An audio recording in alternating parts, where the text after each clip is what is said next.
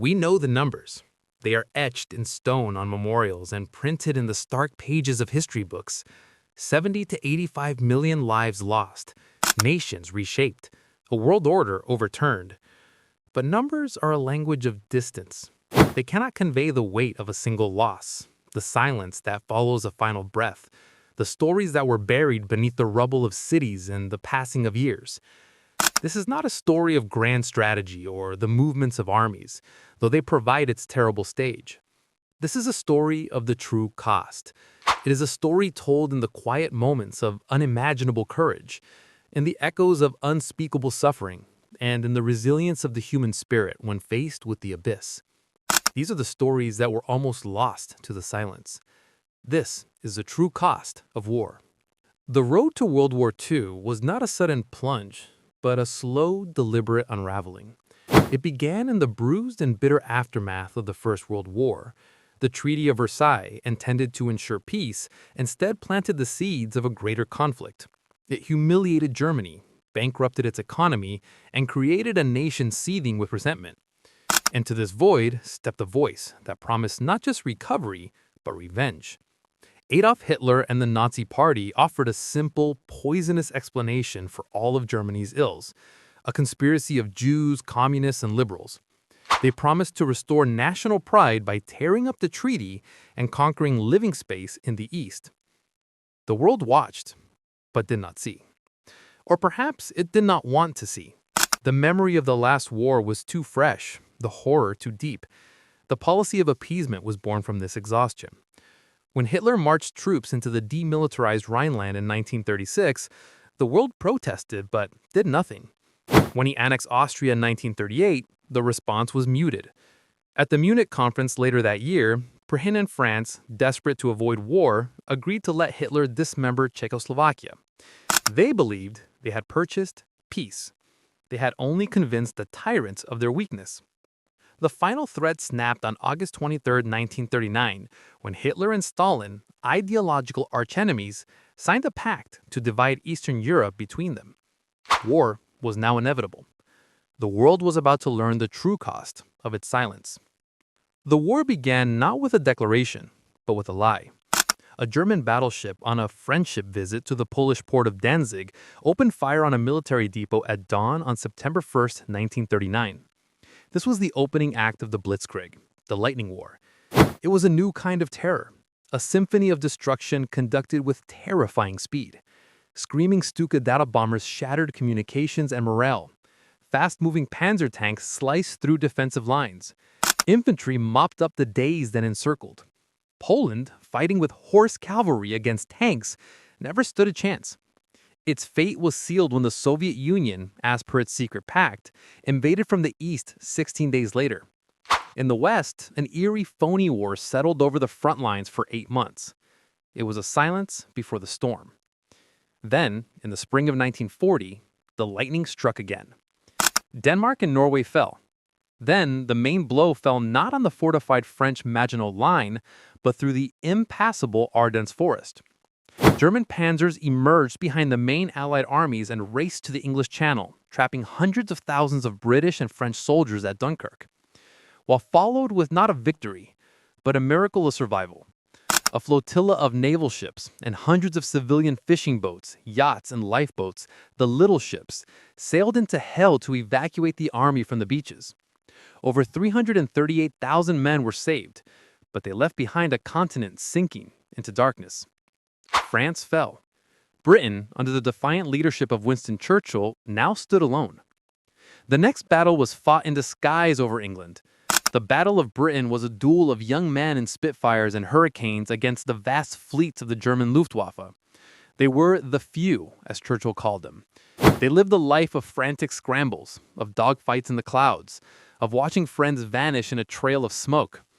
On the ground, civilians huddled in subway stations as the Blitz rained down fire on London and other cities. The cost was measured in shattered homes and broken lives, but the spirit of Britain did not break. The Luftwaffe was beaten back. The island fortress had held, but the cost of defiance was etched into the faces of the people living in rubble. Even as the bombs fell on London, Hitler was setting in motion his most fateful decision. On June 22, 1941, he launched Operation Barbarossa, the invasion of the Soviet Union. It was the largest invasion force in human history. But this was not just a military campaign. It was an ideological crusade of annihilation. The rules of war did not apply. Following behind the Wehrmacht were the SS Einsatzgruppen, mobile killing squads whose mission was to murder Jews, communists, and Slavic intellectuals. They did their work in forests and fields, shooting victims into pits. The war on the Eastern Front would become the most brutal and costly theater in human history, a charnel house where the true cost of Nazi ideology was paid in blood. As the German advance bogged down in the Russian mud and snow before Moscow, another event transformed the conflict. On December 7, 1941, Japanese carrier-based aircraft launched a surprise attack on the American Pacific Fleet at Pearl Harbor. The goal was to cripple American power in the Pacific in one decisive blow. The attack was a tactical success, but a strategic catastrophe. It unified a divided America and brought its immense industrial power into the war. Overnight, a European war became a true world war. Japan followed with a stunning cascade of victories, conquering Hong Kong, Malaya, Singapore, and the Philippines. The old European colonial empires crumbled in the face of this new, ruthless power. In the Philippines, the story of the American and Filipino defenders of Bataan and Corrijero became a legend of heroism and suffering. After a desperate, months-long siege, they were forced to surrender. What followed was the Bataan Death March.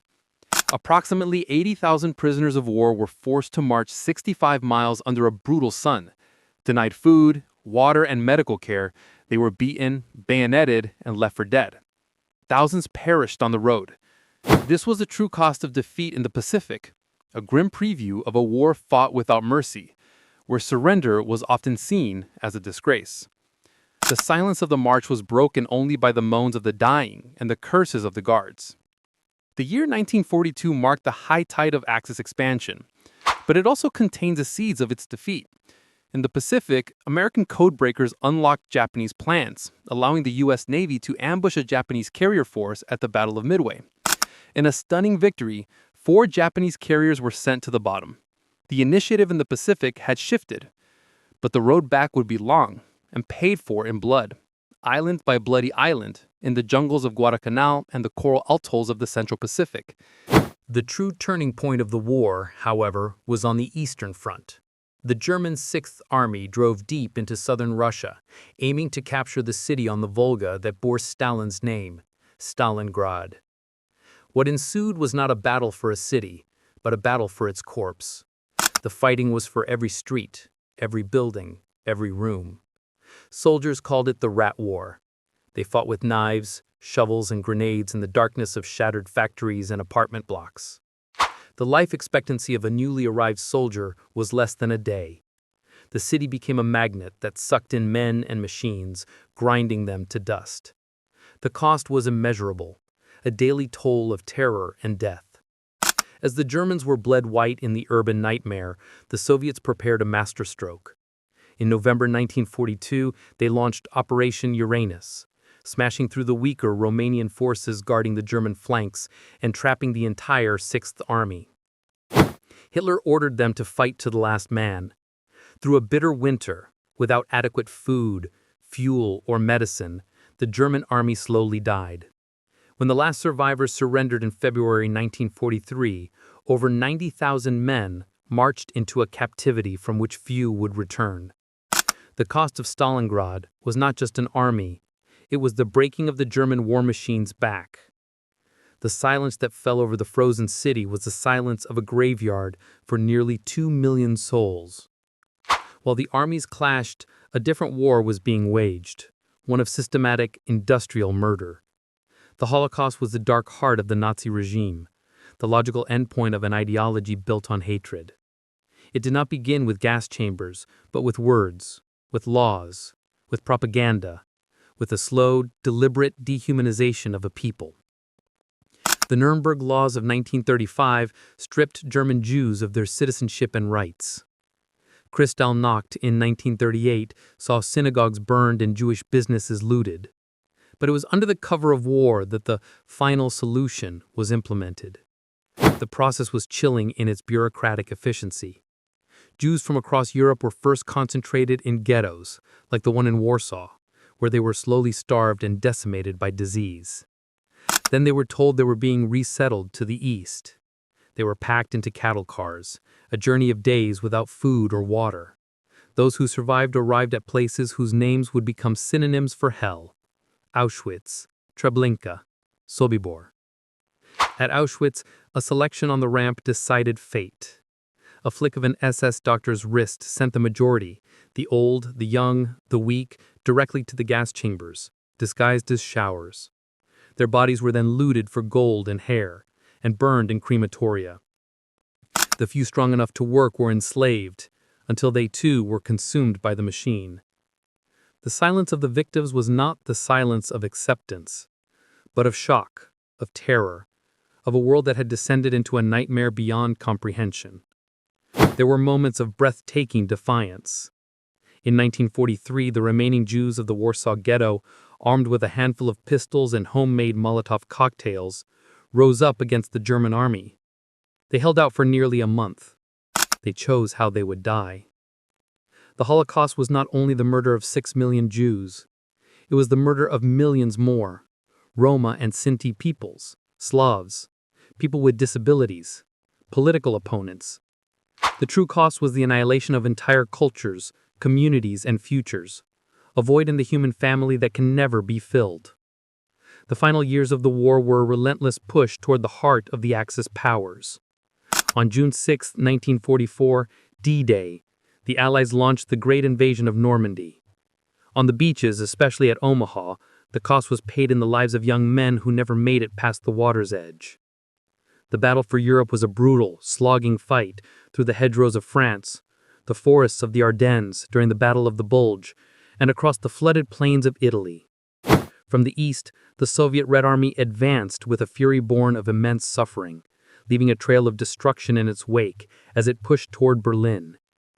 The end in Europe came in a bunker deep beneath Berlin, where Adolf Hitler, surrounded by the ruins of his empire, took his own life.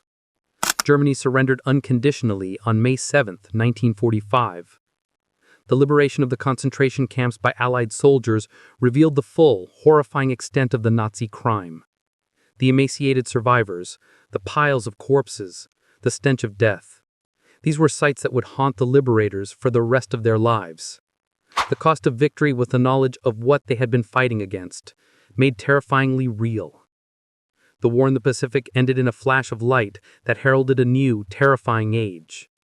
To avoid a costly invasion of Japan, the United States dropped atomic bombs on the cities of Hiroshima and Nagasaki in August 1945.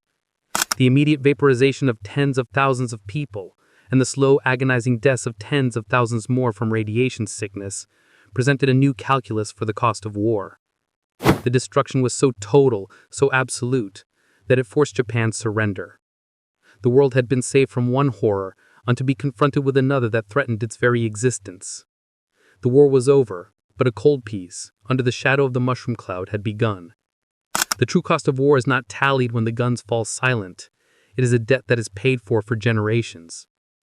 The world in 1945 was a landscape of physical and spiritual ruin. Cities were skeletons of brick and stone. Millions of displaced persons wandered a shattered continent, searching for home, for family, for a life that no longer existed. The psychological scars ran deep. Soldiers returned home with what would later be called post-traumatic stress disorder, their minds forever on the battlefield. Civilians carried the memory of bombings, occupation, and loss. These were the silent, private costs, buried in the hearts of survivors. The world tried to build anew from the ashes. The United Nations was founded to prevent future wars. The Nuremberg trials established that individuals are responsible for their actions even in war. The Marshall Plan poured billions of dollars into rebuilding Europe, an act of stunning generosity that recognized a shared humanity and a shared responsibility for peace. But the world was also divided. The Iron Curtain descended, and the Cold War began, a decades-long standoff between the victors, fought with proxies and the constant threat of nuclear annihilation. The cost of World War II was in part a half-century of global tension. The stories buried in silence are the ones that truly tell the cost. The story of a young pilot who never returned from a mission over the channel. The story of a mother in Leningrad who watched their child starve during the siege. The story of a Jewish father in Auschwitz whispering a final prayer before the gas chamber door closed. The story of a Marine on a Pacific beach holding his friend's hand as he died. These are the human experiences that the numbers can never capture. They are the true cost. They are a permanent scar in history, a lesson in the absolute human price of hatred, intolerance, and war. And they demand that we remember, not just the glory, but the silence that followed. For in that silence we hear the echo of the cost, and we are reminded of the precious, fragile value of peace.